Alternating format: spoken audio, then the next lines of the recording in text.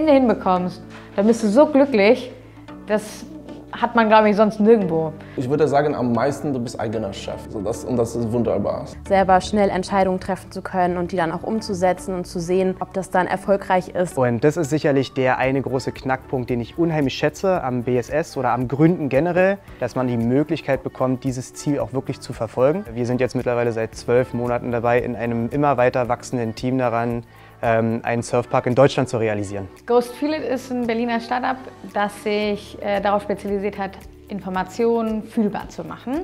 Wir entwickeln und vertreiben Lehrmodelle für die Simulation von Eingriffen an Versuchstieren. Das ist unser Produkt. Intelligente Gärten für zu Hause, die schön aussehen und auch optimale Konditionen für Pflanzen, für Wachstum ermöglichen.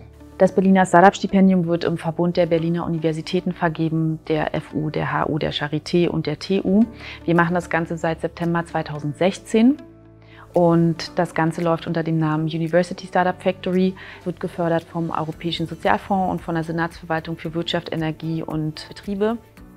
Berlin ist mittlerweile zu der Gründungshauptstadt und zu der Startup-Metropole in Deutschland, wenn nicht in Europa, geworden. Wir sind einfach wirklich ganz, ganz vorne mit dabei, wenn es um Neugründungen, Innovationen geht. Und da ist es dann auch wichtig, im Prinzip bei den ersten Schritten zu unterstützen und zu helfen. In diesen 9 Monaten, die wir schon hier sind, haben wir wirklich von einer sehr rudimentären Idee und ein paar Visionen zum echten Produkt gekommen. Und es ist uns gelungen, quasi einen wissenschaftlichen Transfer zu arrangieren. Das heißt, wir konnten uns A mit einer wissenschaftlichen Materie auseinandersetzen, die uns interessiert. B hat es einen Mehrwert fürs Projekt gebracht und natürlich auch den Abschluss gemacht dadurch. Ja, also das darf man auch nicht vergessen. Also das Berliner Startup-Stipendium hat uns in dem Sinne extrem geholfen, weil wir einfach ein bisschen mehr Zeit hatten und nochmal unseren Use Case tatsächlich zu validieren. Alle Unis haben Inkubatoren, alle Unis haben Coworking Spaces, dort sitzen die Teams vor Ort und arbeiten, bekommen dort Gründungsberatung und Coaching. Und dann nutzen wir aber natürlich die gemeinsamen Synergien, die daraus entstehen, wie zum Beispiel Workshops, die dann uniübergreifend angeboten werden. Wir haben all unsere Ideenwettbewerbe geöffnet für die Unis, die Prototypenwerkstätten können genutzt werden und das ist dann frei zugänglich für alle Teams, egal von welcher Uni sie kommen.